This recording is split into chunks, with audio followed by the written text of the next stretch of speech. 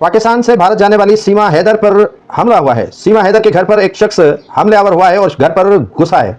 Police ने तो उसे पकड़ लिया, लेकिन अब सीमा हैदर की जान को लाक है खतरा।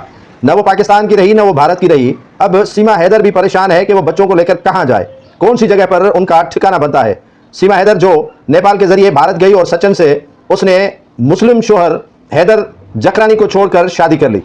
हैदर जकरानी जो सऊदी अरब में रहता था और वहाँ रोजी रोटी कमाकर सीमा के यहाँ भेजता था और सीमा वो उड़ाती थी आयाशियों पर। अब भारत में बुरी तरह सीमा फंस चुकी है और उसके घर पर एक शख्स ने धावा बोला और हमला किया, जान से मारने की कोशिश की सीमा को। सीमा जान बचाकर भागी, सचिन भी मौजूद नहीं था।